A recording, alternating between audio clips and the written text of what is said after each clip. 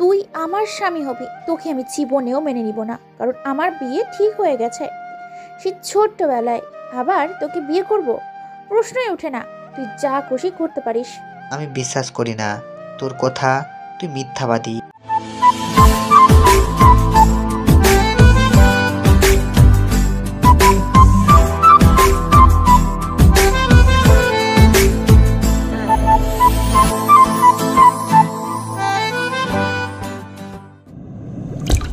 ধীর পায়ে এগিয়ে চলেছি সামনের দিকে।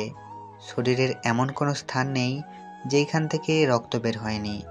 পেছনেই পড়ে রয়েছে রক্তাক্ত প্রাণহীন দেহ।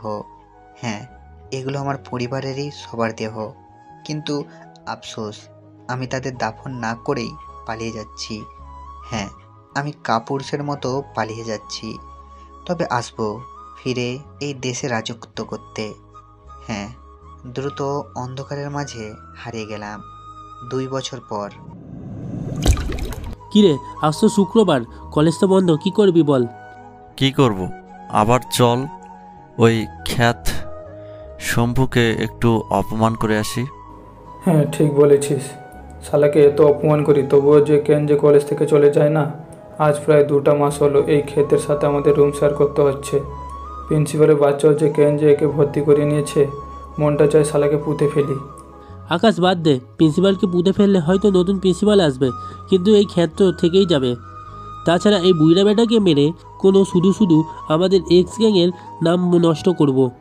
হ্যাঁ ঠিক বলেছিস রাতুল। এই ওই দেখ, খ্যাতটা হোস্টেল থেকে বের হয়েছে। বলে সবাই হা হা করে হেসে উঠল। কলেজের হোস্টেল থেকে বের হয়ে সামনের দিকে হাঁটতে লাগলাম। এমন সময় হুট করে কোনো কিছুর সাথে উষ্টা খেয়ে মাটিতে পড়ে গেলাম। মাথা একটু উপরে তুলে দেখলাম আকাশ, সিহাব আর রাতুল দাঁড়িয়ে। তাই কিছু না বলে উঠে টি শার্ট আর প্যান্ট ঝেড়ে উঠে ওদের পাশ কাটিয়ে চলে আসতে নিব, অমনি আকাশ আমার টি শার্ট আর কলার চেপে ধরে। ভাই, কি হয়েছে? আমার সাথে এমন করছেন কেন? করছি কি সাথে বল, তোর মতো ক্ষেত আমাদের কলেজে দেখি রাগে পুরো শরীর আগুন জ্বলে। তোকে কেন যেন আমরা সহ্য করতে পারি না, কিন্তু তুই বারবার কেন আমাদের সামনে পড়িস বলতো?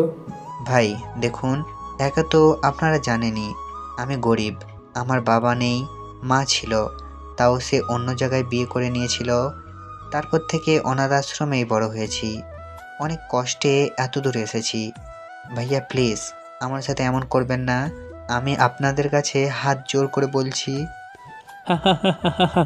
দেখলি আকাশ আর সিয়াব, শালা একেবারে সেই লেভেলের অভিনয় করতে পারে। কিন্তু বাবু তুমি তো জানো না আমরা এসব বিশ্বাস করি না, আমাদের দয়া ময়া নেই। এই দাঁড়িয়ে আছিস কেন, মার শালাকে। বলতে দেরি, মারতে দেরি হয়নি। 3জনের সাথে কি আমি একাই পারি? হার মানতে হলো। ওদের কিল ঘুষিগুলো হজম করে নিতে হলো। একে তো সকালে কিছু পেটে পড়েনি, হয়তো আল্লাহ এটাই রেখেছিল আমার কপালে। মারগুলো খেয়ে পেটের ক্ষুধা উধাও হয়ে গেল। কিছুক্ষণ পর ওরা মেরে চলে গেল। এটা নতুন কিছু নয়, প্রায় 2 মাস ধরে ওদের অত্যাচার সহ্য করছি। উঠতে গেলাম কিন্তু পারলাম না, আবার পড়ে গেলাম। অনেক কষ্টে উঠে ক্যান্টিনে গেলাম। ক্যান্টিনের কোণার একটা বেঞ্চে বসে মাথা নিচু করে বসে আছি আর নিজের চোখের পানি ফেলছি। এমন সময় অনুভব করলাম মাথার সামনে কেউ একজন দাঁড়িয়ে আছে। মাথা তুলে সামনে তাকালাম, দেখলাম আমার ক্লাসেরই একজন, নাম সাব্বির। আমি বুঝি না তোকে কেন সবাই এত মারে, অপমান করে? বুঝবেন না ভাই, এটাই ধনী আর গরিবের পার্থক্য। তোর কোন দিক দিয়ে আমাকে ভাই মনে হয়? নাম ধরে ডাকবি বুঝলি? এটা কিভাবে হয় ভাই? শালা, তোকে না বললাম নাম ধরে ডাকবি? কিন্তু আমি তো আপনাকে চিনি না, নামও জানি না, শুধু আমাদের ক্লাসে দেখেছি। ও সরি সরি, আমারই ভুল, আমার তো মনেই নেই। শোন, আমার নাম হলো সাব্বির রহমান, তুই সাব্বির বলে ডাকবি। আর তোর নাম কি? আমার নাম শম্ভু। ভালো। শোন, তোর মুখ থেকে রক্ত বের হচ্ছে, চল দ্রুত ফার্মেসিতে। দেখ, এসব রাখ, এমনি ঠিক হয়ে যাবে। আর শোন, ওই ছেলেগুলো কেন আমার সাথে এমন করে? আমি তো ওদের কোনো ক্ষতি করিনি, তবে কেন আমার সাথে এমন করবে? তুই গরিব আর এতিম বলে, আসলে ওরা কে জানিস? এর হলো ঢাকায় মাফিয়া কিং স্যারনের লোক। কি স্যারন? কি হলো, তুই স্যারনের নাম শুনে এমন করলি? মনে হচ্ছে তুই স্যারনকে চিনিস। চিনব না মানে? কি বলিস তুই এসব? স্যারন তো আমাদের গ্রামের বাচ্চারাও চেনে, আর তুই বলছিস আমি চিনব না? খুব খারাপ লোক। এই চুপ, আস্তে কথা বল। জোরে বলতে নেই, জানিস তো দেয়ালেরও কান আছে। টুপ করে শুনে ফুট করে স্যারনের লোকের কানে গেলে তোকে একদম ফুতে ফেলবে। আচ্ছা, আমাকে একটা কথা বলবি, এই স্যারন নামটা আবার কেমন? এ কি বাংলাদেশি নাকি কোনো বিদেশি? স্যারন হলো ইসরায়েলি একজন জেনারেল, বুঝলি? এদের মূল কাজ হলো ইসলামের ক্ষতি করা, আর স্যারন সেই দলেরই একজন জেনারেল। ও, কিন্তু এরা বাংলাদেশে কেন এসেছে? সেটা জানি না, তবে স্যারন এখানে পালিয়ে এসেছে, বুঝলি? আর নিজে নিজের এই পাপের সাম্রাজ্যে তৈরি করেছে। হ্যাঁ রে, জানি। আমার চেয়ে কেউ ওকে ভালো করে চিনেনি। মনে মনে বললাম, আচ্ছা শোন, আমি তাহলে মেসে চলে যাই। ওখানে ফার্স্ট এড বক্স আছে, ওখান থেকে ড্রেসিং করে নিব। ঠিক আছে, যা। মেসে আসতেই পড়তে হলো শালা ওদের সামনে। কি রে, শুনলাম তোর নাকি বন্ধু হয়েছে একজন? না ভাইয়া, এমনি। ওই ভাইয়াটা আমাকে হাসপাতালে নিতে চাইছিল, আমি যাইনি। আর শোন, তোর আজ একটা কাজ আছে। আমাদের এখানে 10 জন লোক আসবে, বুঝলি? তাদের জন্য স্পেশালভাবে বিরিয়ানি রান্না করবি, বুঝলি? কিন্তু ভাই, এত রান্না আমি একা করব কিভাবে? কাউকে তো সাহায্য করতে হবে। হ্যাঁ, তা ঠিক বলেছিস। আমি বা আকাশ তোর সাথে সাহায্য করবে। আর শোন, এগুলো কাউকে বলবি না, আর যদি বলিস, হা হা হা, শালা তোকে এখানে পুঁতে ফেলবো।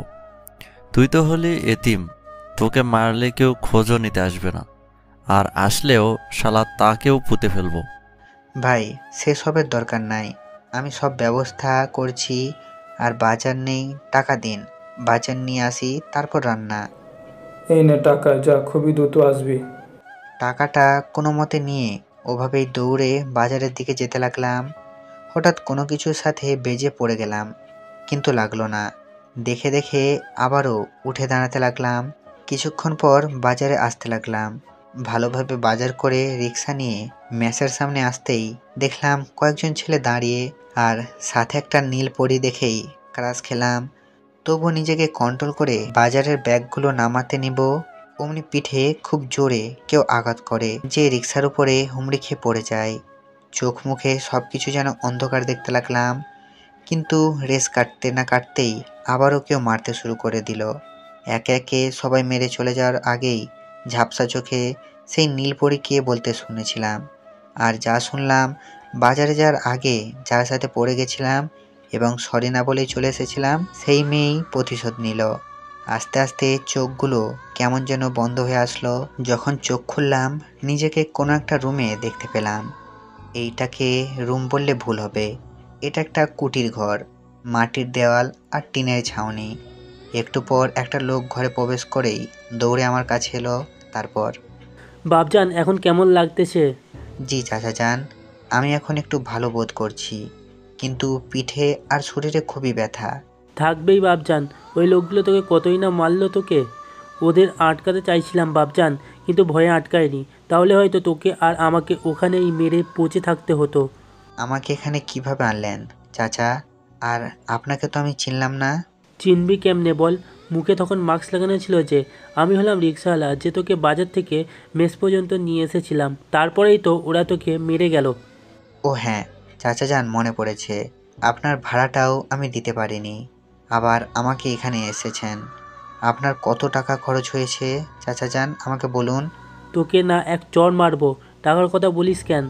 আমি কি তোর থেকে টাকা নিতে চাইছি? ভাতিজা হোস তুই আমার। তোর মতো আমারও একটা ছেলে ছিল, ওই কলেজে পড়তো, কিন্তু ওই লোকগুলো মেরে ফেলে তাকে। চাচা কান্না করবেন না, দোহাই আপনার। কি হয়েছিল বলুন, আমায় কে মেরেছে আর কেন মেরেছে? কোনো কারণ ছিল না রে। আমার ছেলে একটাই অপরাধ ছিল, গরিব বলে।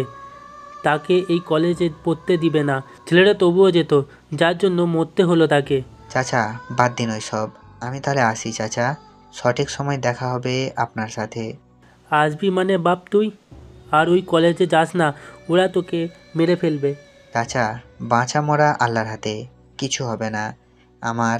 আপনি ভরসা রাখুন। আর আজ রাতে আপনাকে নিয়ে যেতে আমার কয়েকজন বন্ধু আসবে। আপনি ওদের সাথে চলে যাবেন, কেমন? কোথায় নিয়ে যাব? আমার বাড়িতে নিয়ে যাবে। আজ আসি চাচা, আসসালামু আলাইকুম।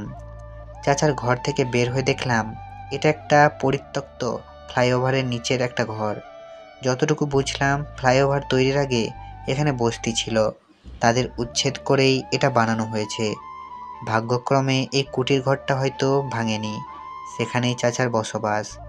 রাস্তা দিয়ে হাঁটতে হাঁটতে পৌঁছে গেলাম মেসে। সবাই কেমন যেন করে তাকাচ্ছিল, তবুও নিজের ঘরে আসতেই দেখলাম আকাশ সিহাবরা মদ খেতে ব্যস্ত। ওরা আমাকে দেখেই মারতে আসতে নিয়েছিল, কিন্তু মদে এতটাই নেশা হয়ে গেছিল যে আমার কাছে আসার আগেই পড়ে যায়। এই সুযোগে ওদের সাথে থাকা M4 পিস্তলটা নিয়ে নিজের পকেটে নিয়ে বের হয়ে আসি। উদ্দেশ্য হাঁটা, হ্যাঁ, খোলা পথ দিয়ে হাঁটা আর অনুভব করা এই ভীতু শহরটাকে। অবশ্য আমি নিজেও ভীতু। দেখতে দেখতে রাত হয়ে এলো। ফুট ওভার ব্রিজের ওপর দাঁড়িয়ে আছি। এমন সময় পাশেরই এক ঝোপঝাড়ে কিছু নড়াচড়া আর কয়েকজন লোকের কণ্ঠ শুনে এগিয়ে গেলাম। আর যা দেখলাম, আকাশ ভাই, আপনারা মেয়েটাকে ছেড়ে দেন, এগুলো পাপ।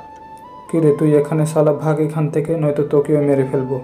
ভাইয়া দোহাই আপনার, আপনি প্লিজ আমাকে বাঁচান এদের হাত থেকে। ওরে ওরে ফুলটুসি, এত তাড়া কিসের? আজ একটু মস্তি করি, আগামীকাল তোমায় ছেড়ে দেব। দেখ, তোরা মেয়েটাকে ছেড়ে দে, নয়তো ভালো হবে না কিন্তু। কুত্তার বাচ্চা, তোকে এখান থেকে যেতে বললাম না, গেলে না কেন? আমি তবুও দাঁড়িয়েছিলাম বলি ধূপ করে বুকে লাথি মারে।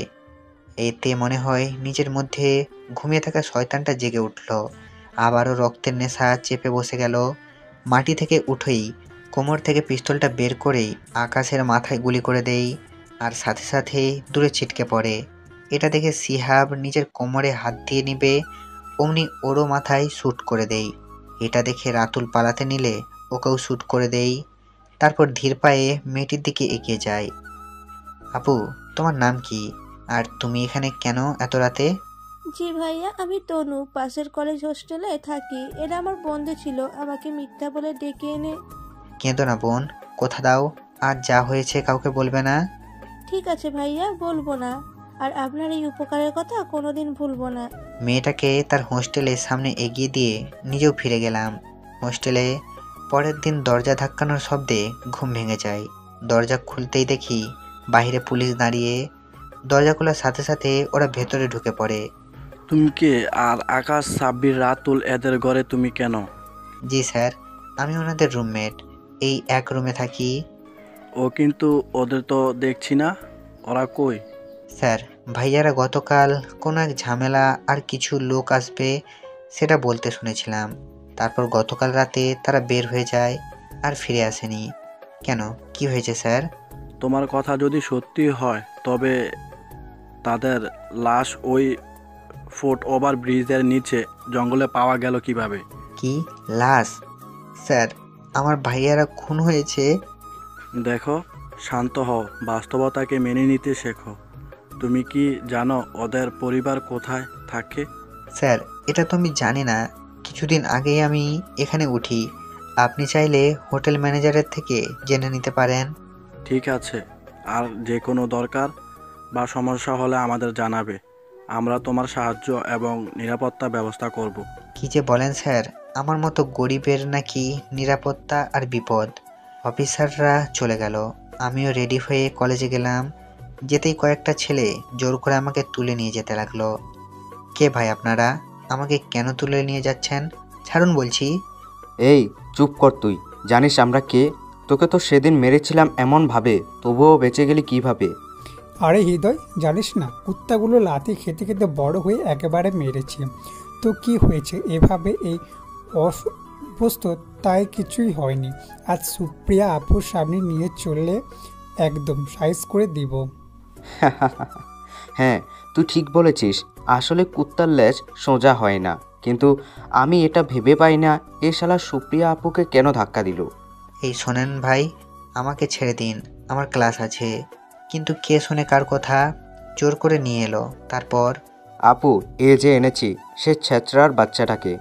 ভাবখানা এমন যেন মনে হয় কি এমন কাজ করেছে। সামনে তাকিয়ে দেখি একটা মেয়ে পেছন দিকে ফিরে দাঁড়িয়ে আছে, তার সাথে 10 থেকে 12 জন মেয়ে। আসসালামু আলাইকুম ভাইয়া, আপনি কি গে? এভাবে পেছন ফিরে তাকিয়ে আছেন কেন? একটু সামনের দিকে তাকান, আপনার মুখটা দর্শন কইরা আমায় ধন্য করুন। কিন্তু এ কি, মেয়েটি ঘুরেই টপাটপ থাপ্পড় মারতে লাগলো।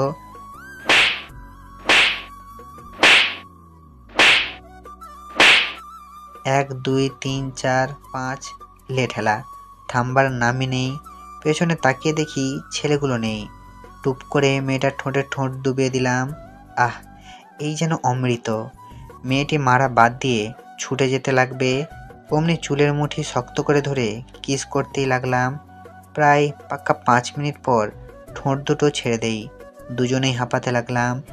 আশেপাশে তাকিয়ে দেখি সবাই ফ্রিতে মজা লুটছে, আর মেয়েটা এখনও ঘোরের মধ্যে আছে। তাই চোখের সামনে তুড়ি বাজাতেই মেয়েটি ঘোরের মাঝ থেকে বের হয়ে এসেই আবারও থাপ্পড় মারতে যাবে, অমনি আরও একটা কিস করে দিলাম। এত মিষ্টি কি আর বলি, শুধু খেতেই ইচ্ছে করে, কিন্তু না, একেবারে খেলে তো সব শেষ হয়ে যাবে, তাই ছেড়ে দিলাম। কুত্তা, তোর এত বড় সাহস আমাকে কিস করিস? তুই জানিস আমি কে? তোর আমি কি করতে পারি? আপনি কি করতে পারেন আমি জানি না, কিন্তু আপনি যতবারই কাছে আসবেন ততবারই আমি আপনাকে কিস করব। পারলে চেষ্টা করে দেখতে পারেন। তোর কথা শুনে হাসি পাচ্ছে। যাই হোক, তুই এখানে একটু থাক, কি করে ওয়েট অ্যান্ড সি। ওকে। সুপ্রিয়া চারপাশে তাকিয়ে হঠাৎ নিজেই আমাকে কিস করে বসে। আমি রেসপন্স করতে থাকি, কিন্তু হঠাৎ পিঠে আঘাতের কারণে জ্ঞান হারাই। যখন চোখ খুলি নিজেকে অন্ধকার একটা ঘরে দেখতে পাই। সামনে 60 পাওয়ারের একটা বাল্ব, ওপাশে টেবিলে একটা গ্লাস আর জগ রাখা, সম্ভবত পানি খাওয়ার জন্য। মাথাটা পেছনে ঘুরিয়েই হেসে দিলাম। আবারও আসতে হলো এই 14 শিকের খাঁচায়। কে আছো এখানে? থাকলে সামনে এসো। হয়তো আমার চিৎকার কেউ শুনতে পেয়ে এদিকে আসছে, কারণ পায়ের শব্দ শুনতে পেলাম। একটু পর সামনে হাবিলদার হাজির। কি হয়েছে রে, তোর এত চেঁচামেচি করছিস কেন? ডিম থেরাপি না খেতে চাইলে চুপচাপ এখানে থাক, বড় স্যার আসলে তোর ব্যবস্থা নিব। হাবিলদার, ভুল করো না। তুমি কি চেনো আমি কে? কে তুই? আমি কে সেটা না হয় পরেই জানবি। এখন তুই যদি আমার কথা শুনিস তো টাকা প্লাস জান দুটোই পাবি। আর যদি না শুনি? তোর নাকি সুন্দর একটা বউ আছে, দেখতে তো শুনেছিলাম ভালোই। একদিন টেস্ট করে আসবো তোর সামনেই। তুই কি চাস আমি এসব করি? না না ভাই, দোহাই আপনার, আমার স্ত্রী প্রেগনেন্ট, ওর কিছু করবেন না। বলুন আপনি কি করতে হবে? আমাকে এখানে কে নিয়ে এসেছে, আর কলেজ মাঠে কে আমার মাথায় আঘাত করেছিল? বড় স্যার মেরেছিল আপনাকে, তার মেয়েকে আপনি কিস করেছিলেন দেখে, আর এখানে বড় স্যারই নিয়ে এসেছে। তিনি এখন বাসায় গিয়েছে, হয়তো কিছুক্ষণ পর চলে আসবে। ও আচ্ছা, শোন, পাশে একটা হোটেল আছে, ওখান থেকে স্পেশাল বিরিয়ানি আন, আর তোর ফোনটা আমাকে দে, 5 মিনিট কথা বলবো। হাবিলদার ভয়ে ভয়ে ফোনটা দিয়ে চলে গেল। ফোনটা নিয়ে 5 মিনিট কথা বলে রেখে দিলাম। একটু পর হাবিলদার হাতে বিরিয়ানির প্যাকেট নিয়ে হাজির। স্যার দ্রুত খেয়ে নিন, আর কিছুক্ষণের মধ্যে বড় স্যার চলে আসবে, তখন আমার চাকরিটা চলে যাবে।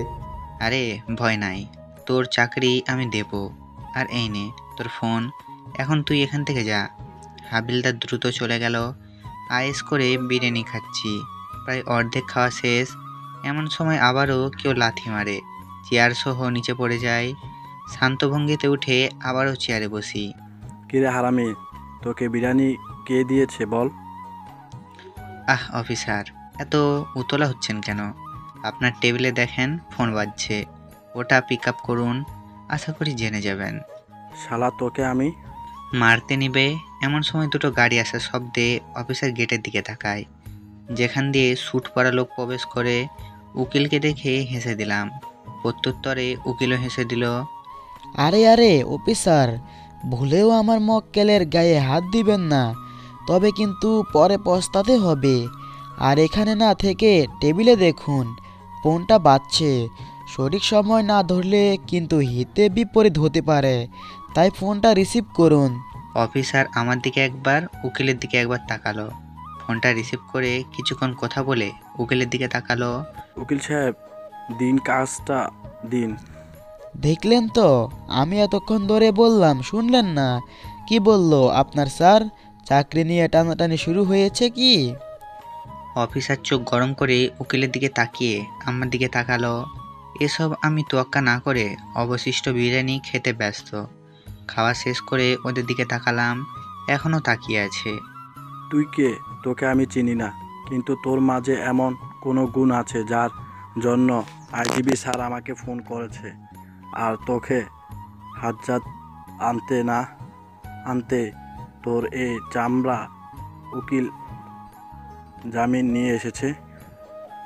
বাহ, তারিফ করতে হয় তোর। কিন্তু তুই আমার মেয়ের পিছনে লেগেছিস, তোকে কি আমার আর এমনি এমনি ছাড়ি বল? অফিসার, তোমার মেয়ে আমাকে গুন্ডা পান্ডা দিয়ে যেদিন মেরেছিল না, সেই দিনই তোমার আসল পরিচয়টা আমি পেয়েছি। আশা করছি খুব শীঘ্রই তুমি এবং তোমার মেয়ে আমার পরিচয়টা পেয়ে যাবে। উকিল সাহেব, চলুন, অনেক কাজ বাকি আছে। থানা থেকে বের হতেই চোখে পড়ল একটা মেয়ের উপর। হ্যাঁ, এটার কেউ না, এই হলো সুপ্রিয়া। ওকে দেখে চোখ টিপ দিতেই তেলে বেগুনে জ্বলে তেড়ে আসতে নিবে, কিন্তু কি যেন ভেবে থানার ভেতরে চলে গেল। উকিল সাহেব, সামনের গাড়িটা আপনি নিয়ে যান, আমি পিছনের গাড়িটা নিয়ে যাচ্ছি। ঠিক আছে স্যার। গাড়িটা নিয়ে চলে গেলাম সোজা নিজের বাড়িতে। এইদিকে বাবা, বাবা! কি হয়েছে মা, এভাবে চিৎকার করছিস কেন? না, চিৎকার করবো না তো কি করব? তুই ওই শালা খ্যাতকে ছেড়ে দিলি কেন? আমি কি ইচ্ছে করে ছেড়ে দিয়েছি বল? ওকে তো আমি হাড্ডি ভেঙে দিতাম, কিন্তু ওপর থেকে আইজিপি স্যার চাপ দিয়েছিল, সাথে ওর বেল অর্ডার চলে এসেছিল, তাই ছেড়ে দিতে বাধ্য হয়েছি। তাই বলে বাবা তুমি কিছু বলবে না? জানো না ও কি করেছে আমায়? এখানে আসার আগেই গেটের চোখ টিপ মেরেছে আমায়। মা, তুমি ওর কথা বাদ দাও, ওকে যা কারা আমি করব। তুমি পড়াশোনা করো কেমন? আর ডিস্টার্ব করলে প্রিন্সিপালকে নালিশ করবে। তিনি কিছু না বললে আমি ওকে গুম করে দেব। এই না হলে আমার বাবা, তাহলে আমি এখন আসি কেমন? কি বলিস মা? তুই এখনই ওই রোদের মাঝে এলি, গাড়ি নিয়ে আসিসনি?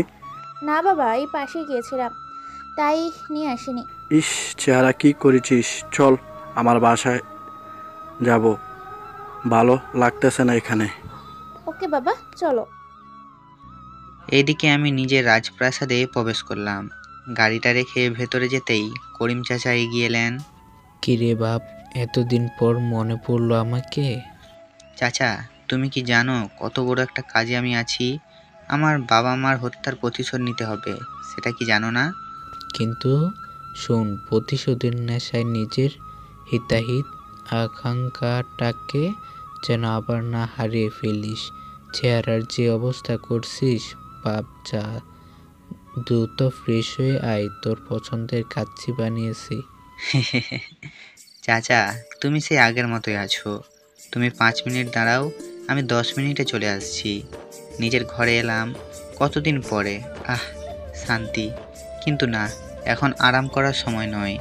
দ্রুত উঠে ফ্রেশ হয়ে নিচে গেলাম, খেতে বসেছি।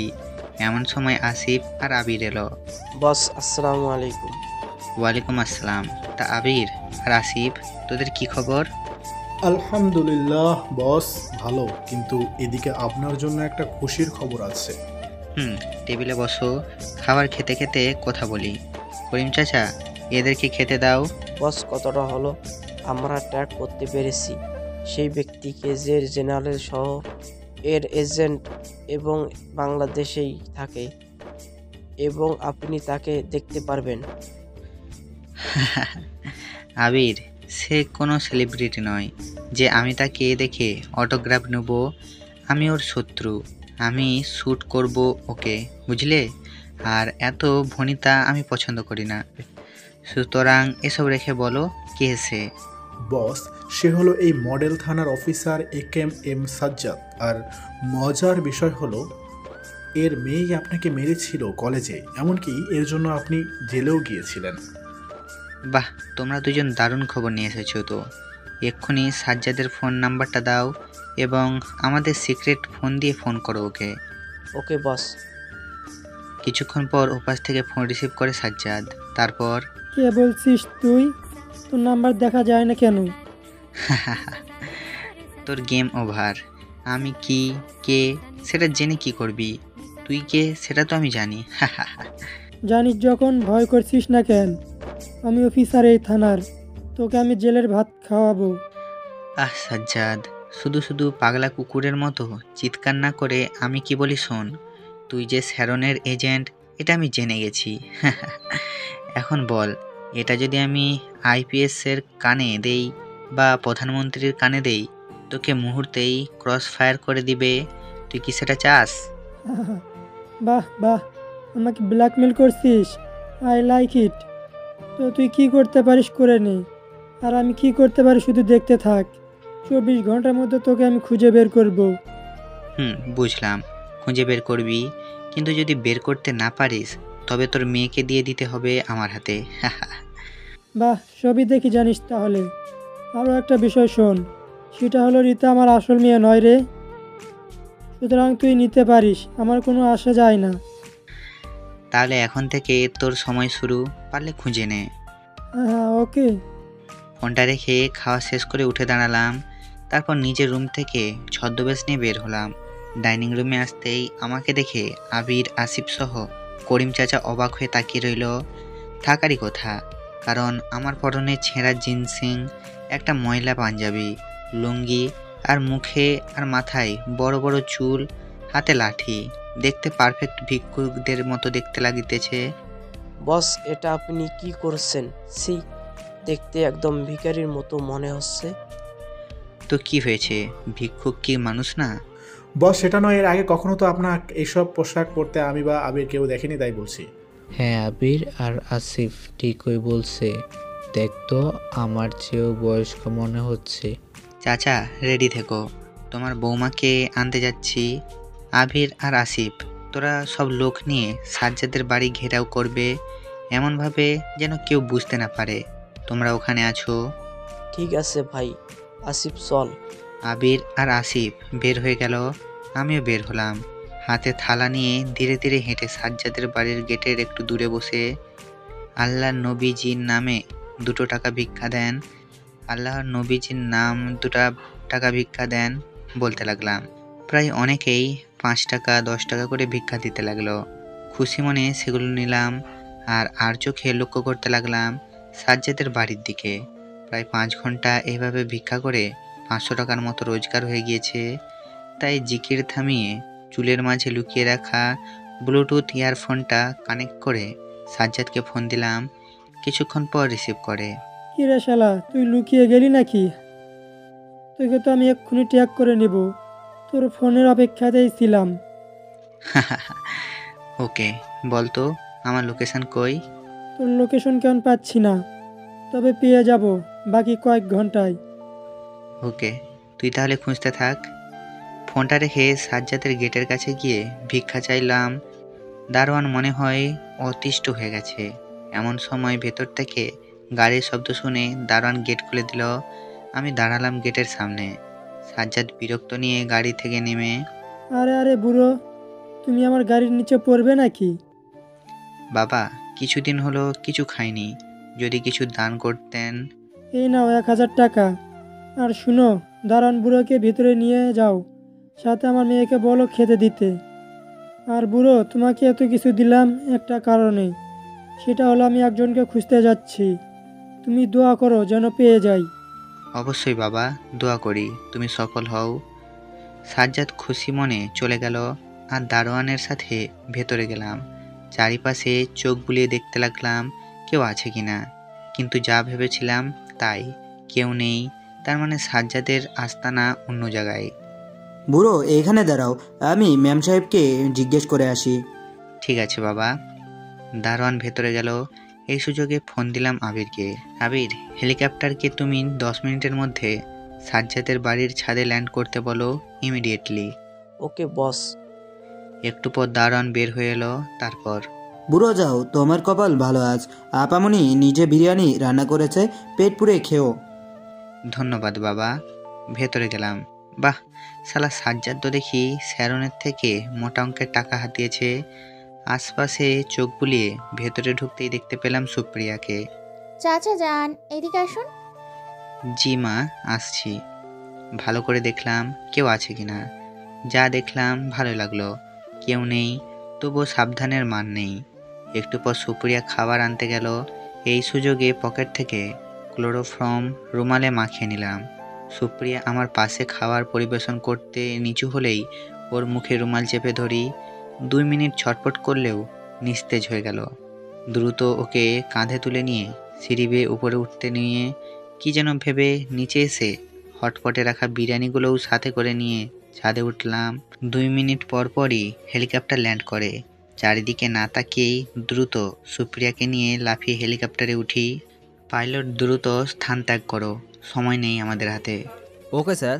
পাশেই সুপ্রিয়ার দিকে চোখ পড়তেই চোখটা আটকে গেল আর নিজের অজান্তেই হেসে দিলাম। পাগলি, কলেজে এত রাগী অন্তর্মুখী চরিত্রের, কিন্তু বাসায় ভেজা বিড়াল। আর এই ঘুমন্ত অবস্থায় দেখতে এত এত কিউট। কি করে বোঝাই? কিস করতে গিয়েও করলাম না, কারণ পাইলট রয়েছে। স্যার, আমি ঠিক কোন জায়গায় হেলিকপ্টার ল্যান্ড করব? ল্যান্ড করতে হবে তো অবশ্যই, তবে তুই এক কাজ কর, এখান থেকে সোজা আমার বাসায় নিয়ে চল। Okay sir. 5 মিনিট পর হেলিকপ্টার ল্যান্ড করে আমাদের বাসার ছাদে। আসলে আমি ইচ্ছে করেই আমাদের বাড়িটা একটা নির্জন মাঠে করেছি।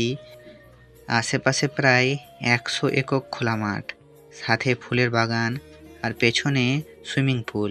সুপ্রিয়াকে কোলে নিয়ে চলে এলাম নিজের শয়নকক্ষে। আমার রুমটা প্রায় 3টা বড় বড় রুমের সমান বলতে পারেন, হল রুম।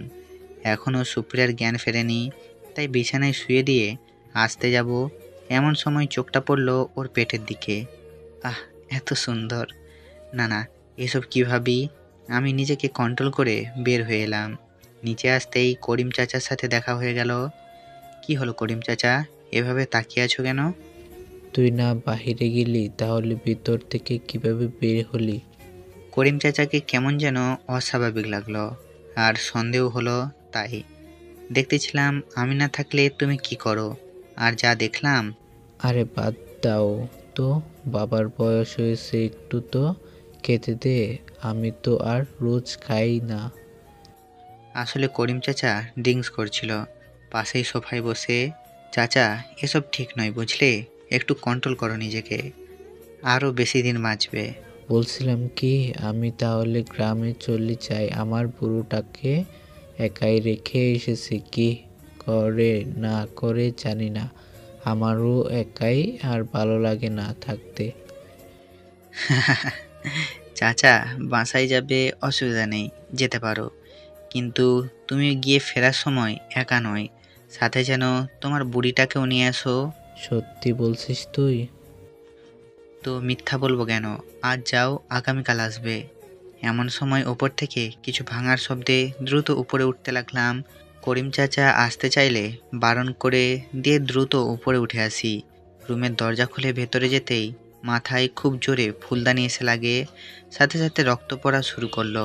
কিন্তু রক্ত না বন্ধ করে আগে দরজাটা বন্ধ করে দিয়ে সামনে তাকালাম। দেখলাম সুপ্রিয়া অবাক হয়ে তাকিয়ে আছে। তুই আমাকে এখানে এনেছিস? আমি নিয়ে এসেছি। কেন, কি করবে সোনা, আদর করবে? হারামের বাচ্চা, তোকে আজ আমি। মাথাটা গরম হয়ে গেল আমার বাবা মাকে গালি দেওয়ায়। ঠাস ঠাস ঠাস করে পরপর চর মেরে দিলাম। চর খেয়ে সুপ্রিয়া ছিটকে পড়ল। ওসবে না তাকিয়ে চুলের মুঠি ধরে পাশেই বেত ছিল, ওটা দিয়ে ফটাফট মারতে শুরু করলাম। দোহাই লাগে আপনার, আমাকে আর মারবেন না। আপনি যা বলবেন আমি তাই করব। হারামজাদি, তোর সাথে ভালো করে কথা বলেছিলাম, শুনলি না, আবার আমার বাবা মাকে নিয়ে গালি দিস। তোকে আর আমি জ্যান্ত পুঁতে ফেলবো। তার আগে যে টেবিলের 3 নাম্বার ড্রয়ারে ফার্স্ট ড্রেস বক্স আছে, নিয়ে আয়। সুপ্রিয়া ভয়ে ভয়ে চলে গেল। ওর এমন ভয় পাওয়া দেখে মনে মনে হাসছি, তবে মাথায় জ্বালা করছে এত যে কি বলবো।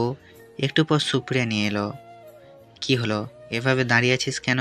তাড়াতাড়ি লাগিয়ে দে, রক্ত তো অনেক পড়ছে। আজ তোকে বুঝিয়ে দেব আমার গায়ে হাত দেওয়ার পরিণাম। আর সেই দিন কি করলি? বাপের পাহাড়ের খারাপ ব্যবহার করে আমাকে জেলে পর্যন্ত ঢুকিয়ে দিলি, মারও খাওয়াইলি, আবার প্ল্যানও করছিলি আমাকে মেরে ফেলার। যাই হোক শোন, তোদের মতো এসব লোকেদের না আমি ঘৃণা করি, জানিস তো। আমাকে এখানে কেন তুলে এনেছেন? আমাকে আমার বাবার কাছে যেতে দিন। বললি আর তোকে যেতে দিব? তুই এখন তোর শ্বশুর বাড়ি, বর্তমান তোর হবু স্বামীর সেবা করছিস, আবার কি চাস বল? স্বামী? কি হলো, এভাবে হাঁ করে আছিস কেন? তুই আমার স্বামী হবি, তোকে আমি জীবনেও মেনে নিব না, কারণ আমার বিয়ে ঠিক হয়ে গেছে। সে ছোট্টবেলায় আবার তোকে বিয়ে করব, প্রশ্নই ওঠে না। তুই যা খুশি করতে পারিস। তোকে আবার কি করব? তোর এই সুন্দর শরীরে তো কিছু করতে পারবো না, জাস্ট তোর বাবার দেহ থেকে মাথাটা নামিয়ে দেব। না, দোহাই আপনার, আমার বাবার কিছু করবেন না। আপনি যা বলবেন আমি তাই করব। এই তো লাইনে এসেছিস। আর শোন, এখান থেকে ভুলেও পালাতে চেষ্টা করবি না। যদি করিস তোকে আর তোর বাবাকে পুঁতে ফেলবো, মনে থাকবে? হুম। শোন, এখন দ্রুত রেডি হয়ে নে, তোর আর আমার বিয়ে আজ। কোনো চালাকি করবি না, ঠিক আছে? করলে এর ফল ভালো হবে না। সুপ্রিয়াকে রেখে বের হয়ে এলাম। নিচে আসতেই চোখ গেল করিম চাচার দিকে, দেখে মনে হচ্ছে খুশি। কথা বাড়ালাম না, চুপচাপ করিম চাচাকে টাকা দিয়ে গাড়িতে তুলে দিলাম। বাড়িতে এখন দরকার সার্ভেন্টদের। সুপ্রিয়াকে পাহারা দেওয়ার জন্য দ্রুত সার্ভেন্ট সেন্টারে ফোন করলাম। আসসালামু আলাইকুম, আমি সার্ভেন্ট সার্ভিস থেকে বলছি। আমি শম্ভু বলছি, শম্ভু গ্রুপ অফ কোম্পানির চেয়ারম্যান। ও, তা স্যার বলুন, আমরা আপনাকে কীভাবে সাহায্য করতে পারি? আমার 20 জন মহিলা সার্ভেন্টের প্রয়োজন পুরো 1 বছরের জন্য। শিওর স্যার, আমরা আপনাকে দিতে পারবো, কিন্তু স্যার এর জন্য আপনাকে আগামী 6 মাসের ভাড়া পরিশোধ করতে হবে এবং সার্ভেন্টদের প্রতি 3 মাস পর পর 4 দিন করে ছুটি দিতে হবে। আপনি শর্তে রাজি থাকলে আমরা আপনাকে সেবা প্রদান করব। আমি রাজি, এবং আপনাদের ব্যাংক ডিটেলস বলুন, তাহলে আমি আপনাদের অ্যাকাউন্টে পুরো 1 বছরের ভাড়া পরিশোধ করে দিব। Sure sir. ফোন রেখে সামনে তাকালাম, দেখলাম উকিল এসে বসে গেছে। উকিল সাহেব, সামনের সোফায় বসুন এবং সকল পেপারস রেডি করুন, আমি এক্ষুনি আসছি। স্যার, সমস্ত পেপার রেডি, শুধু সাইন করে দিলেই হবে। ওকে, আপনি 5 মিনিট ওয়েট করুন। উকিলকে ডাইনিং রুমে রেখে উপরে নিজের রুমে এলাম। দেখলাম সুপ্রিয়া চুপ করে হাঁটুতে মুখ গুজে কান্না করছে। এই সুপ্রিয়া, তুমি কান্না করছো কেন? আমি কি তোমায় কষ্ট দিয়েছি? তাহলে আমাকে মাফ করে দাও।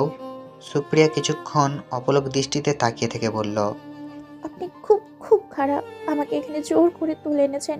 প্লিজ বাবাকে আপনি মুক্তি দিন, প্লিজ। সোনা, এসব কি বলছো? মুক্তি চাচ্ছ কেন? আমি কি তোমায় বন্দি করে রেখেছি? তোমাকে তো আমি মুক্ত করে রেখেছি। দেখছো না কত বড় বাড়ি, বাগান, কি নেই এই বাড়িতে? এত বড় বাড়িতে থাকতে আমার ভয় করে, আমি আমার বাবার কাছে যাব। এই চুপ, এই বাড়িতে একা লাগে, সেই ব্যবস্থা আমি করেছি। এখন চোখগুলো মুছে ফেলো এবং সুন্দর করে ঘুমটা দাও। নিচে যেতে হবে। সুপ্রিয়াকে নিয়ে নিচে আসলাম। দেখলাম উকিল তার কাজে ব্যস্ত। উকিল সাহেব, কাগজগুলো দিন। স্যার, ম্যাডামের এই বিয়েতে কি অনুমতি আছে? হ্যাঁ আছে। কিসের বিয়ে? কার বিয়ে? কার আবার, হবে সুপ্রিয়া এবং শম্ভুর বিয়ে, মানে আমরা কোর্ট ম্যারেজ করব। এখন এত কথা না বলে সিগনেচারটা করে ফেলো। না। সুপ্রিয়ার কানে কানে বলছি তো, সাইন করো, না হলে তোমার বাবার মুন্ডু কেটে ফুটবল খেলবো। সুপ্রিয়া দুটো সাইন করে দিল, আমিও সাইন করে দিলাম। কাজ সম্পূর্ণ স্যার, আপনি এখন ম্যাডামের লিগ্যাল হাজব্যান্ড। কংগ্রাচুলেশন। জাজাজ কাল্লাহ খায়রান উকিল সাহেব। স্যার, তাহলে আমি আসি। উকিলকে বিদায় করে ডাইনিং রুমে আসলাম। দেখলাম সুপ্রিয়া চুপ করে দাঁড়িয়ে আছে। সুপ্রিয়া, এবার ঘোমটাটা নামাও, বাসায় তুমি আর আমি ছাড়া কেউ নেই। ও, তাহলে দেরি করছেন কেন? নিজের পুরুষত্ব খাটিয়ে খেলুন, সমস্যা নেই। আমি জানি তুমি আমায় খারাপ ভাবছো, আর শোনো, আমি আসলেই খারাপ। আমি তোমার ডেভিল হাজব্যান্ড, বুঝলে? দেখুন, আমি আপনাকে সহ্যও করতে পারি না, প্লিজ আপনি আমার থেকে দূরে থাকবেন। তুমি বললেই হলো নাকি? বিয়ে করা বউ তুমি আমার, এত সহজে তো ছাড়ছি না। যাই হোক, শোনো, এখন এক কাজ করো, কিচেনে গিয়ে আমার জন্য নুডলস রান্না করে নিয়ে এসো। আমি রান্না পারি না। সুপ্রিয়া শোনো, আমি সবই জানি, আর তুমি আমার স্ত্রী, সুতরাং এটা তোমার কাজ। প্লিজ ওভার রিয়েক্ট করে সময় নষ্ট করো না। আমি চলে যাব, অনেক কাজ বাকি আমার। সুপ্রিয়া আমার চোখের দিকে কিছুক্ষণ তাকিয়ে চলে গেল কিচেনে, আর আমি বসলাম সোফায়। একটু পর আবিরের ফোন। বস বস ঠিকঠাকভাবে হয়ে গেছে। Good job. এখন শোনো, বাসার মধ্যে যতগুলো ছবি আছে সব নিয়ে আসো, বিশেষ করে সুপ্রিয়ার রুমে যেগুলো আছে। ওকে বস। আর বস একটা কথা, সাজ্জাদ আপনাকে পুরো শহরে খুঁজছে, সাবধানে থাকবেন। আমাকে কেন খুঁজবে? আমি তো আমার ছদ্মবেশে ওর আশেপাশেই থাকবো। জি বস, কিন্তু বস একটু সাবধানে থাকতে হবে, কারণ হলো বস এই এই আশেপাশে দোকান থেকে আমরা খবর পেয়েছি সাজ্জাদ খুব গুনগুন রাতে 10 থেকে 12টা গাড়ি যোগে কোথায় বের হয়, এবং যখন আসে তখন গাড়িতে কারো না কারো চিৎকার এবং আওয়াজ শুনতে পাওয়া যায়। বস ভেতরে গেলে একদম নীরব হয়ে যায়। আমি বুঝতে পেরেছি। আবির, তুমি তোমার কাজ করো, আমি এদিকে সামলাচ্ছি। একটু পর সুপ্রিয়া কিচেন থেকে বের হয়ে এলো, হাতে প্লেট। বাহ, অনেক সুন্দর গন্ধ বের হয়েছে তো, তাড়াতাড়ি নিয়ে এসো। দেখে তো মনে হয় বড় লোক, কিন্তু চলেন ভিখারির মতো। আর পেটুকো এমন লোক আমার কপালে জুটলো। আল্লাহ আমায় রক্ষা করো। বাহ বাহ, এত তাড়াতাড়ি মেনে নিলে? তো কি করব, বিয়ে করেছি যখন, স্বামী তো মানতেই হবে। যত তাড়াতাড়ি মেনে নেবে ততই ভালো। এখন নুডলসটা খাইয়ে দাও, ক্ষুধা পেয়েছে। সুপ্রিয়া নিজ হাতে খাইয়ে দিতে লাগলো। সুপ্রিয়ার হাতে খেতে গিয়ে অজান্তেই চোখ দিয়ে পানি পড়তে লাগলো। মনে পড়ে গেল আম্মুর কথা, আব্বুর কথা। তারাও আমাকে এইভাবে আদর করে খাইয়ে দিত, কিন্তু নিয়তির পরিহাস তাদের ভালোবাসা থেকে বঞ্চিত করে দিল মানুষ নামে কয়েকটা পশু। এই পশুগুলোকে আমি বাঁচতে দিব না। খাওয়া শেষ করে সুপ্রিয়াকে নিয়ে নিজের রুমে যেতে লাগলাম। কেন যেন এই একা বাড়িতে নিজের নরপশুটা জেগে উঠেছে। লোভ হচ্ছে সুপ্রিয়ার শরীরের প্রতি। নিজেকে প্রায় মাতাল মনে হতে লাগলো। কি হলো শম্ভু, এভাবে চেয়ে আছো কেন? সুপ্রিয়া, চুলে তুমি কি দিয়েছো? আমার এমন মনে হচ্ছে কেন? তোমাকে কাছে চাই সুপ্রিয়া, অনেক কাছে। বলতে বলতে সুপ্রিয়াকে ধাক্কা দিয়ে বিছানায় ফেলে দেই। চোখে তখন নেশা, অস্পষ্ট চোখে দেখতে পেয়েছিলাম সুপ্রিয়ার চোখে পানি, কিন্তু ততক্ষণে নিজেকে হারিয়ে ফেলেছিলাম সুপ্রিয়ার মাঝে। পরের দিন আধো আধো চোখে বিছানার কিনারায় উঠে বসলাম। পাশে বাচ্চাদের মতো গুটিসুটি মেরে শুয়ে আছে সুপ্রিয়া। সাদা চাদরে রক্তের ছোপ ছোপ দাগ, যা দেখে রাতের কথা মনে পড়ে গেল। দ্রুত কিচেনে গেলাম দেখতে কি এমন হয়েছিল যার জন্য এমন হয়ে গিয়েছিলাম। পুরো কিচেন খুঁজে ডাস্টবিনে পেলাম ঔষধ, এর খালি পাতা ভালো করে দেখলাম। আরে, এটা তো সেক্সের ট্যাবলেট, কিন্তু এখানে কেন এটা? আমি তো আনিনি এটা। আর এখানে করিম চাচা থাকে। হঠাৎ মনে পড়ে গেল, আরে করিম চাচা তো কিছুদিন আগে একটা কাজের জন্য বিধবা মেয়েকে নিয়ে এসেছিল। তাহলে কি? ছি ছি, ভাবতেই ঘৃণা লাগছে। দ্রুত আমি উঠে সুপ্রিয়ার কাছে গেলাম। গিয়ে দেখি হারামজাদি ঘুম থেকে উঠেই কান্না শুরু করে দিয়েছে। ওর এমন ন্যাকা কান্না দেখে শরীরের সমস্ত শক্তি দিয়ে লাথি মারি। তারপর চুলের মুঠি টেনে ধরে বিছানায় বসাই। তারপর, আমি জানতাম তুই খুবই ভালো মেয়ে, কিন্তু আমার ধারণা ভুল। তুই হলি সর্বনাশের মূল। গতকাল তো আমার কোনো খারাপ মতলব ছিল না, যা হয়েছে তোর জন্য হয়েছে। বুঝিসনি? আচ্ছা বুঝাই দেই তোকে। তুই যে আমার খাবারে বলতে নুডলসে ঘুমের ঔষধ মিশিয়েছিলি না, আসলে ওটা সেক্সের ঔষধ ছিল। আর তোকে ধন্যবাদ আমাকে একটা অজানা বিষয় জানানোর জন্য। এখন বিছানাটা পরিষ্কার কর, আমি একটু আসছি। দ্রুত ফোনটা নিয়ে বের হয়ে এলাম। প্রথমে ফোন দিলাম ড্রাইভারকে। আসসালামু আলাইকুম বস। ওয়ালাইকুম আসসালাম। শোন, তুই যেখানেই থাকিস না কেন করিমের বাচ্চাকে তুলে নিয়ে আয়, আর আসার সময় ওর বউকেও নিয়ে আসবি। আমি এখানে আছি বস, আমাকে 2 ঘন্টা সময় দিন, আমি একে নিয়ে আসছি। ফোন কেটে অস্থির হয়ে বের হতে যাব, এমন সময় কলিং বেল বেজে ওঠে। দরজা খুলে দেখি 20 জন সার্ভেন্ট চলে এসেছে। আপনাদের সাথে পরে কথা হবে। ভেতরে আমার স্ত্রী আছে। আপনাদের কাজ ও যেন এই বাড়ির বাইরে যেতে না পারে। ঠিক আছে স্যার। আমি দ্রুত ওদের পাশ কাটিয়ে আমার গাড়িটা নিয়ে পাশেরই মহল্লাতে গেলাম। অনেক খোঁজ করার পর পেলাম সেই কাজের মেয়ের বাড়ি। টিনের ছাউনি, চারিপাশে বেড়া দিয়ে আটকানো। ভেতরে প্রবেশ করতেই চোখ গেল বিছানায় পড়ে আছে সেই মেয়েটি। রহিমা, তুই আমাদের এখানে আর কাজ করতে যাসনি কেন? রহিমা ধরফড়িয়ে উঠে আমার দিকে তাকালো, তার চোখ নামিয়ে নিল। খেয়াল করলাম চোখে পানি।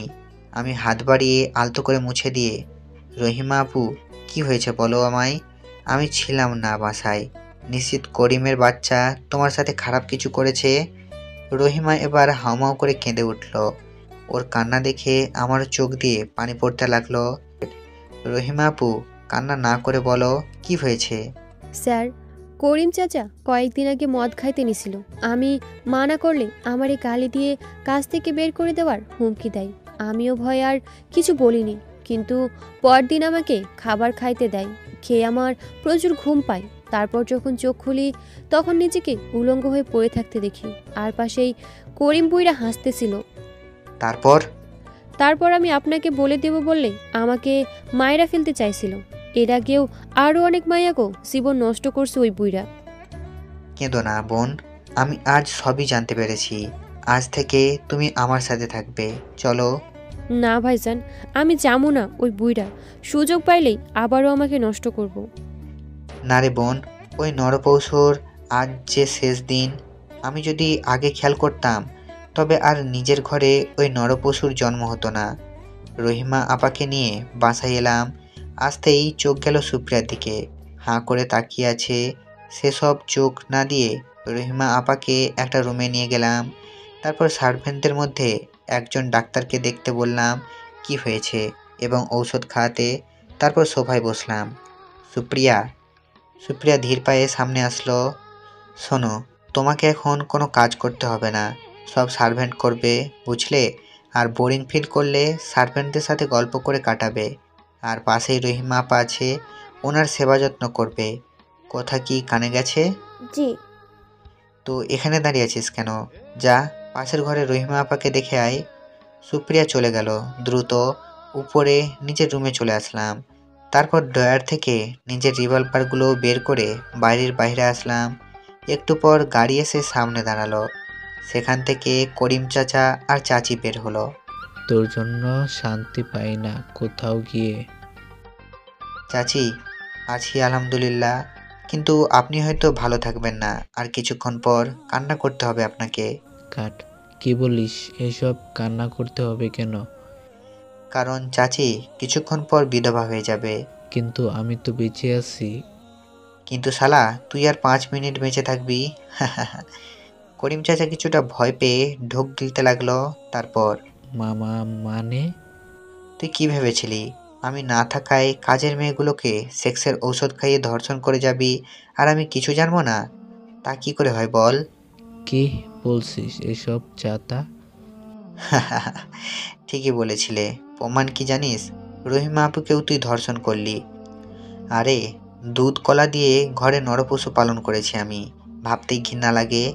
চাচি যান, তোমার এই নরপশু স্বামী কতগুলো মেয়ের জীবন নষ্ট করেছে। জানি।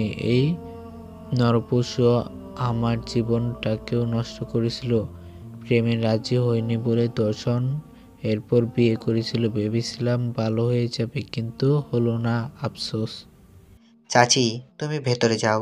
এ আজ থেকে তোমার স্বামী নয়, একে দেখতেও পাবে না আর জীবনে।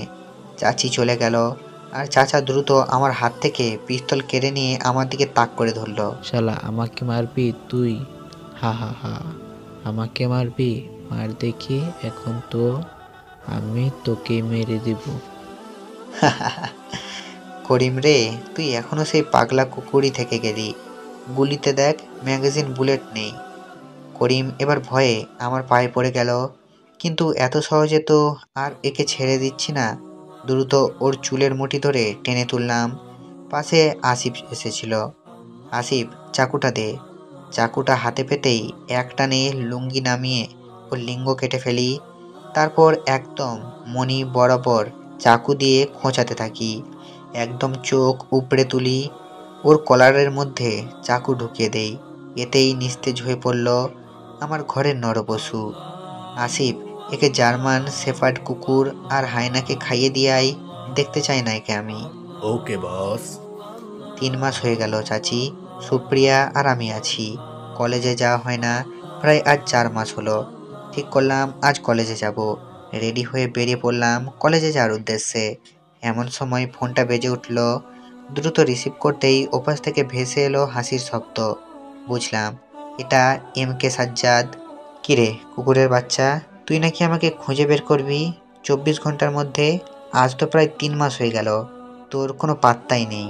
अरे बच्चा आगे आगे देखो होता है क्या। ওকে, আমি প্রস্তুত, হয়ে যাক দো হাত। না রে দো হাত হবে না, বয়স হয়ে গেছে জানিসই তো। শোন, এখন এক কাজ কর, তুই তো কলেজের জন্য বের হয়ে গেছিস, মানে মাঝ রাস্তায় আছিস এখন। যেখানে থাকিস না কেন চুপচাপ নিজের বাসায় এসে দেখ কি করছি আমি।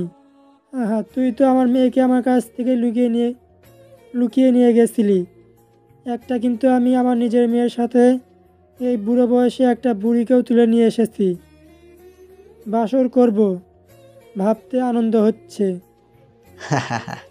শালা ঢপতে সামাই, আমি তো চিনি তোকে। Just wait and see. তোর পেছনে দেখ, কি দেখলি? লোক না মোট 12 জন।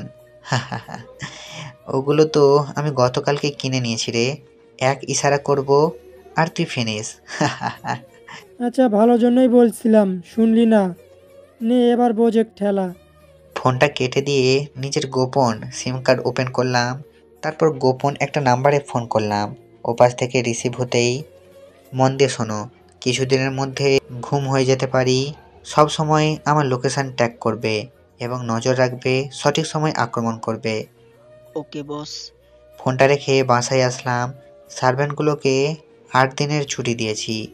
বাসায় কেউ নেই বলতে চাচি আর সুপ্রিয়া আর দারোয়ান আর আমার গোপন লাগানো সব ইলেকট্রিক সিকিউরিটি। বাসায় যেতেই দেখলাম সুপ্রিয়ার হাসি মাখা মুখ, যেটা কিনা আমি এই 3 মাসে একবারও দেখিনি। মেয়েটার সাথে আমার অনেকবার শারীরিক সম্পর্ক হয়েছে, কখনো দুর্ঘটনা, আবার কখনো সম্মতিতেই। ইদানিং দেখছি সুপ্রিয়ার মাঝে কিছু পরিবর্তন, সবসময় কেমন যেন একটা বিষয় নিয়ে ভাবে। সুপ্রিয়া, কিছু কি হয়েছে তোমার? কই কিছু হয়নি তো। কি হলো, এমন করলে কেন? না, আপনি আসলে হঠাৎ জিজ্ঞেস করলেন তো, তাই আর কি। কিছু হলে বা কিছু করতে চাইলে আমাকে বলবে। আমার অনুমতি ছাড়া যদি কোনো ভুল করো, তবে কিন্তু আমার কাছে সেকেন্ড অপশান নেই মাফ করার। জি বুঝেছি। কি হয়েছে? আমার ছেলেটা বৌমাকে এত জেরা করছে কেন? সাদেকি আর করিমা, চিন্তা হয় আর কি। তোমার শরীরটা কেমন আছে? যাচ্ছে কোনো রকম। তা শোনো, বৌমার জন্য ভাবছি আচার বানাবো, তুই খেয়ে আচার আনিস একটু। ওকে। এমন সময় বিকট শব্দে কিছু একটা পিঠে ঢুকে গেল আর ছিটকে পড়ে গেলাম। সুপ্রিয়াকে দেখলাম দৌড়ে যেতে। সুপ্রিয়ার লক্ষ্য অনুযায়ী সামনে তাকিয়ে দেখি সাজ্জাদ আর পাশেই আবির। চাচি দৌড়ে আমার কাছে এসে কাঁদতে লাগলো। মা, তুই কেমন আছিস? এই জানোয়ার বাচ্চা তোকে কিছু করেনি তো? না বাবা, আমি ঠিক আছি। চলো, আমাকে এই কয়েকটা মাস জ্বালিয়ে মেরেছে জানো বাবা, ও আমাকে এমনকি চল হাতিও মেরেছে। আবির, তোমাকে অসংখ্য ধন্যবাদ। তোমার জন্য আমি আমার মেয়েকে রক্ষা করতে পারলাম ওই শয়তানের হাত থেকে। ধন্যবাদ দিয়ে তো আর কাজ চলবে না, খরচ আছে। আমার 10 কোটি টাকার কখন পাবো? তুমি তো দেখি টাকার পাগল। এই নাও চেক, যাও তোমার টাকা তুমি তুলে নাও। আর আসিফের কি করলে? শালা তো 1 নম্বরে সামসা, তাই ওকে উপরে পাঠিয়ে দিয়েছি। পাশের গাড়িতে ফেলে রেখেছি, হয়তো কিছুক্ষণের মধ্যে মারা যাবে। এই বুড়িকে টেনে তোলা আর নিয়ে চলো আমার মা, চলো বাসায়। চাচি, তুমি অপেক্ষা করো, আমি আসবো ফিরে। ধীরে ধীরে চোখটা বন্ধ হয়ে গেল। যখন চোখ খুললাম, নিজেকে ভেজা নরম স্যাঁতস্যাঁতে মাটিতে পড়ে থাকতে দেখলাম।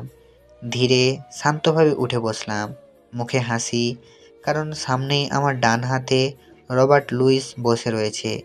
পাশেই আরও প্রায় 50 জনের মতো crew. Hello everyone, hello boss. মন খারাপ করো না লুইস, তুমি কি প্রস্তুত আছো হিংস্র হয়ে উঠতে? বস, আমি সহ সকল ক্রু সেই কবে থেকেই প্রস্তুত, শুধু আপনার হুকুমের অপেক্ষায় বসেছিলাম। লুইস, তুমি কি জানো সুবুরে মেয়াও ফলে আমাদের অপেক্ষার পালা শেষ, এখন শুধু রক্তের বন্যা বইবে। জানো লুইস, আমি যাদের রাস্তা থেকে তুলে নিজের বুকে জায়গা দিলাম তারাই আমার পিঠে গুলি চালালো, ধোঁকাবাজি করলো। সে তো ছিল আমার সহজাতি, তবু বেঈমান। বস, আমি সবই জানি, শুধু আপনাকে রক্ষা করতে আসতে পারি নাই, না হলে কবেই ওদের খতম করে দিতাম। লুইস, আমাকে তুমি এই ভেজা মাটিতে শুইয়ে রেখেছো কেন? আর আমার পিঠে ব্যথা নেই কেন?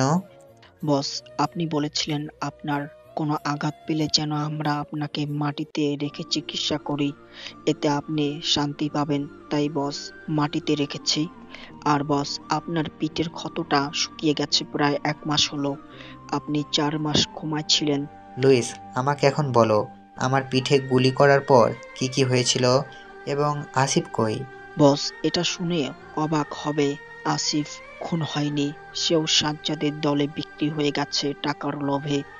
আর আপনাকে গুলি করে যখন আপনি সেন্সলেস হয়ে যান তখন রিতা ম্যাডাম আপনাকে চাবুক দিয়ে মেরেছিল, সাথে আসিফ, আবির আর সাজ্জাদও আপনাকে মেরেছিল। তারপর আপনার সেন্স না ফিরলে ওরা আপনাকে এই জায়গায় পুঁতে ফেলতে নিয়ে আসার আগেই আমরা ওদের উপর হামলা করি এবং ছিনিয়ে নিয়ে আপনাকে, সাথে ওদের দলের সব কয়টাকে আমি পাশের গাছের সাথে লটকিয়ে রেখেছি 4 মাস ধরে। থাবাস লুইস, তুমি আমাকে সবসময় আমার ভাবনার চেয়েও বেশি কিছু দিয়েছো। বস, সব আপনার থেকেই শেখা। তো চলুন বস, যাওয়া যাক। হ্যাঁ লুইস, আমরা এখন আর ছদ্মবেশে নয়, বরং দিবালোকে রাজ করব, রাজ। বের হয়ে এলাম ঘরটি থেকে, আর সামনেই চোখ যেতেই হেসে উঠলাম। লুইসের বুদ্ধি আছে বলতে হবে, এদের বাঁচিয়ে রাখতে হয়তো পানি আর কিছু খেতে দিত, যা এদের শরীর দেখেই বোঝা যাচ্ছে। কিরে, তোরাই তো বেশ সাজ্জাদের লোক। ভাই, আমাকে মাফ করে দিন, আমি চিনতাম না আপনাকে, চিনলে আপনার ছায়ার আশেপাশেও আসতাম না। তোরা তো ক্ষমতার অপব্যবহার করেছিস, কলেজেও তোরা আমাকে মেরেছিলি, আর চিনলে হয়তো তোরা আমাকে সাথে সাথেই মেরে দিতি। লুইস, এদের সাথে কথা বলে সময় নষ্ট করতে চাই না, আমার রামদাটা দাও। লুইস রামদা এগিয়ে দিতেই 5 বার কোপ মারতেই 10টা দেহ পড়ে গেল। এদের রক্তে প্রায় গোসল করে ফেলেছি। লুইস, লাশগুলোকে সাজ্জাদের বাসার সামনে রেখে এসো, আজ থেকে রক্তের খেলা শুরু। লুইস, আমার আরও রক্ত চাই। সব হবে বস, চলুন যাওয়া যাক। এইদিকে সুপ্রিয়া নিজেকে অচেনা অন্ধকার রুমে আবিষ্কার করে চিৎকার করতে গিয়েও থেমে যায় সামনে থাকা মানুষটির দিকে তাকিয়ে। তাকে সে দেখতে পাচ্ছে না, আর দেখবে বা কিভাবে? আমি যে তার বিপরীত দিকে মুখ করে দাঁড়িয়ে আছি। শম্ভু বলেই হুট করে জড়িয়ে ধরে কান্না শুরু করে দেয়। আজ এই সুপ্রিয়ার কান্না নিজের কাছে মূল্যহীন। দ্রুত ওকে নিজের থেকে ধাক্কা দিয়ে সরিয়ে দিলাম, তারপর চুলের মুঠি ধরে নিজের সামনে দাঁড় করালাম। সুপ্রিয়া কিছু বলতে গিয়েও থেমে গেল আমার চোখের দিকে তাকিয়ে, কারণ আমার চোখে ভালোবাসা নেই, আছে শুধু রাগ আর প্রতিশোধ। শুধু তুমি বেঁচে আছো? কেন, তুই কি ভেবেছিলি তোর মার আর চামচার দুটো গুলিতেই আমি মারা যাব? তাহলে ভুল, তুই তো জানিস না তোর বাবারও বাপ আমি। তার মানে তুমি আজ আমাদের বাসায় হানা দিয়েছিলে? কেন, তোর কি মনে হয় আমি ভীতু যে জান নিয়ে পালিয়ে যাব? জানিস তোর বাবার কি করেছি আমি? তুমি আমার বাবার কি করেছো? কোনো ক্ষতি করনি তো তার? সেটা আগামীকাল দেখবি, এখন আমার প্রশ্নের জবাব দে, আমার ছেলে কই? তুমি জানতে আমাদের পুত্র সন্তান হয়েছিল? হ্যাঁ, আমি জানতাম। এটাও জানি তুই ওই আবির আর আসিফের হাতে তুলে দিয়েছিলি আমার সন্তানকে হত্যা করার জন্য। কেন রে, আমার প্রতি তোর এতই ঘৃণা ছিল যখন, তাহলে আমাকে মারতি কেন? তুই আমার ওই নিষ্পাপ ছেলেটিকে হত্যা করলি। জানিস ওরা আমার নিষ্পাপ ছেলেটিকে শ্বাস আটকে মেরে ফেলেছে। মিথ্যে কথা, তুমি আমায় ভুল বুঝেছো। আমার সন্তান জন্ম ঠিকই দিয়েছি, ঠিকই, কিন্তু আমি নিজেই আমার সন্তানকে খুলে নিতে পারিনি। কে বা কারা আমার সন্তানকে চুরি করে নিয়েছে? আমি বিশ্বাস করি না তোর কথা, তুই মিথ্যাবাদী, তোকে আমি তিলে তিলে শেষ করব, শুধু রেডি থাক। বিশ্বাস করো, ও আমারই ছেলে ছিল। আমি কেন হত্যা করব? ওর শরীরে আমার রক্ত বইছে বলে। রাগ আর কন্ট্রোল করতে না পেরে সুপ্রিয়াকে বিছানার সাথে চেপে ধরে নিজের পুরুষত্ব দ্বারা ধর্ষণ করতে লাগলাম। হ্যাঁ, এটা বৈধ ধর্ষণ। সুপ্রিয়া ব্যথায় চিৎকার করছে, আমার কানে ঢুকছে না। আমার চোখে প্রতিশোধের আগুন। এক পর্যায়ে ওকে ছেড়ে দিয়ে বের হয়ে গেলাম। সার্ভেন্টকে পাঠিয়ে বাগানে হাঁটাহাঁটি করতেই রবার্ট লুইসের আগমন। বস কি হয়েছে লুইস, তোমার চোখে পানি কেন? বস, আবির আর আসিফকে আমরা ধরতে পেরেছি, কিন্তু এতে আমাদের দুজন সাথে মৃত্যুবরণ করেছে। লুইস, আমরা এখন রক্তের খেলায়। নিজেকে শক্ত করো, কাঁদলে চলবে না। কাঁদলে তো তুমি যুদ্ধের ময়দানে দুর্বল হয়ে গেলে। লুইসের চোখের পানিগুলো মুছিয়ে দিলাম। বস, আসিফ আর আবিরকে কি করব? কি করবে? তাই তো তোমায় পিছু করতে হবে না। তিনটাকে সিরিয়াল বাই সিরিয়াল সাজিয়ে রাখ, আমি আসবো। আগামীকাল খেলা হবে। পরের দিন সকালে উঠেই বিছানার একপাশে সুপ্রিয়াকে পড়ে থাকতে দেখে নিজেরই খারাপ লাগলো। তবে সেসব তোয়াক্কা না করে উঠে বের হয়ে গেলাম। নিজের ঘরের দুটো ঘর পরেই চাচির রুম। দরজা নক করলাম। চাচি যান, ভেতরে কি আসতে পারি? চাচি হয়তো আমার কণ্ঠ শুনে চিনতে পেরেছে, তাই কোনো কথা না বলেই দ্রুত বের হয়ে আসে আর আমাকে দেখেই কেঁদে ফেলে। বাপজান, তুই বেঁচে আছিস? ওরা তোকে খুব মেরেছে, তাই না? আরে চাচি, কান্না করছো কেন? আমি তো ঠিকই আছি। এই দেখো, তোমার সামনে দাঁড়িয়ে আছি। বাপ, আমি তো কাঁদছি আরেক কারণে রে। আমার নাতিটাকে কোলে নিতে পারিনি। চাচি, আমি জানি। প্লিজ চুপ করো আর নিজের যত্ন নিও। আমি একটু আসছি। কই যাবি তুই? ওরা তোকে আবার মারবে, যাস না তুই। চাচি, আমাকে ওরা মারতে পারবে না, তুমি নিশ্চিন্তে থাকো। আমি যাব আর আসবো। বাড়ি থেকে প্রায় 1 ঘন্টা রাস্তা অতিক্রম করার পর আমার গোডাউনে আসতেই লুইস এগিয়ে এলো। আসসালামু আলাইকুম বস। ওয়ালাইকুম আসসালাম। লুইস, সময় নষ্ট করতে চাই না আমি। দ্রুত চলো, কাজ শেষ করে চলে যাব বাসায়। ওকে বস, সব কিছু রেডি, চলুন ভিতরে। লুইসকে নিয়ে ভেতরে যেতেই দেখলাম আসিফ আর আবিরকে লুটিয়ে রাখা হয়েছে। কিরে হারামির বাচ্চারা, তোদের খাতিরদারি করতে কোনো অসুবিধা হচ্ছে না তো? বস বস, আমার ভুল হয়ে গেছে। বস, আমাকে মাফ করে দিন। ও বাবা, তা তো হবারই নয়। তুই তো জানিসই আমার ডিকশনারিতে দ্বিতীয় চান্স আর ক্ষমা বলতে কোনো শব্দ নেই। বস, আসিফ আর আবির, তোদের কি আমি কম ভালোবাসতাম? বল ভাই, তোদের কি আমি কম ভালোবাসতাম? আর টাকা, কত টাকা লাগতো? আর টাকা দিয়ে তোরা কি করতি? আমার মতো গ্যাং বানাতি? আরে আমাকে বললে আমি নিজেই তোদের আমার এই গ্যাং ভাগ করে দিতাম, আর তোরা কিনা আমার পিঠেই ছুরি মারলি। যাই হোক লুইস, আর দেরি করো না, যত দ্রুত সম্ভব এদের টুকরো টুকরো করে ফেলো। বস, আপনি আগে উদ্বোধন করুন, তারপর না হয় আমরা শুরু করব। বেশি কথা না বাড়িয়ে পাশেই দা দিয়ে দুটো কোপ বসে দিলাম আবির আর আসিফের হাতে। এত জোরে মেরেছি যে ওরা কিছু বোঝার ওঠার আগেই ওদের হাত খুলে পড়ে যায়। লুইস, আর পারবো না আমি, কেন যেন কান্না পাচ্ছে। বাকিটা তুমি করো। আর সাজ্জাদ কই? বস, ও পালিয়ে গেছে। কি? কিভাবে? বস, আসলে হঠাৎ করে ওর সেন্স ফিরে এসেছিল আর আমার লোকগুলো ঘুমিয়েছিল, যার ফলস্বরূপ ও কোনোভাবে পালিয়ে গেছে। লুইস, চিন্তার কোনো কারণ নেই। ওখান থেকে চলে এলাম। রুমে আসতেই চোখ গেল সুপ্রিয়ার দিকে। একদম বাচ্চার মতো শুয়ে আছে। দেখে মায়া লাগলেও পরক্ষণেই নিজের সন্তানের কথা মনে পড়তেই রাগে মাথা গরম হয়ে গেল। কিন্তু না, আর মারতে ইচ্ছে হলো না। ওর পাশেই শুয়ে পড়লাম। হঠাৎ ঘুম ভেঙে গেল। কারো গরম নিঃশ্বাস নিজের মুখে পড়ায় চোখ খুলে দেখি সুপ্রিয়া জড়িয়ে ধরে আছে, মনে হচ্ছে কাঁপছে। দ্রুত ওর মাথায় হাত দিয়ে চমকে উঠলাম। মাথা তো প্রায় পুড়ে যাচ্ছে জ্বরে। সার্ভেন্টকে ডাকতে গিয়েও আর ডাকলাম না, নিজেই উঠে গেলাম বাথরুমে। সেখান থেকে বালতি ভর্তি পানি আর মগ নিয়ে রুমে আসলাম। ধীরে ধীরে সুপ্রিয়াকে বিছানার কিনারায় নিয়ে এসে মাথায় পানি দিতে লাগলাম। প্রায় 45 মিনিট পানি দেওয়ার পর কিছুটা জ্বর কমলে মাথা মুছে দিয়ে আবারও আগের জায়গায় শুয়ে দিয়ে জলপট্টি দিতে লাগলাম। সাথে শরীরের ওপর কাঁথা দিয়ে ঢেকে দিলাম। তবুও কাঁপাকাঁপি না কমলে উপায় না পেয়ে নিজেও কাঁথার মধ্যে শুয়ে ওকে শক্ত করে জড়িয়ে ধরে থাকলাম। কিন্তু কিছুক্ষণ পর সুপ্রিয়া নিজেও আমাকে জড়িয়ে ধরল। এতে কিছুটা অবাক হলাম। তাহলে কি সুপ্রিয়া ঘুমায়নি, নাকি ঘুমের ঘরে জড়িয়ে ধরেছে? এসব হিসাব নিকাশ করতে করতে মাথার মধ্যে বিশাল এক জট পেকে গেল। তাই আর না ভেবেই ঘুমিয়ে পড়লাম। কিন্তু বেশিক্ষণ স্থায়ী হলো না। কেন যেন নিজের ভেতরের নরপশু জেগে উঠতে শুরু করে দিল। সাথে সুপ্রিয়াও কেমন যেন মুখে মাতাল করা একটা চাহনি। নিজেকে আর ধরে রাখতে পারলাম না। মুখটা ধীরে ধীরে সুপ্রিয়ার দিকে এগিয়ে নিয়ে যেতেই আমাকে অবাক করে হঠাৎ সুপ্রিয়ার চোখ খুলে নিজেই আমার ঠোঁটে ঠোঁট ডুবিয়ে দিল, চুষতে শুরু করে দিল। কোনো মেয়ের এমন স্পর্শ, সাথে একলা একটা রুমে, খারাপ চিন্তা তো হারিয়ে গেলাম। যেটা ছাড়া থাকতে পারবে না সেটা ছাড়তে চাও কেন? জানি না, তবে আমার এই রাজপ্রাসাদে ছোট্ট একটা রাজকন্যা নিয়ে আসতে হবে। বললেই হলো আমার রাজপুত্র চাই। একটু চুপ করো, দেখছো না আমি এত পরিশ্রম করছি, একটু আদর করবে তা না? ওলে বাবালে, আমার পাগলটা দেখি লাগ করে। মা।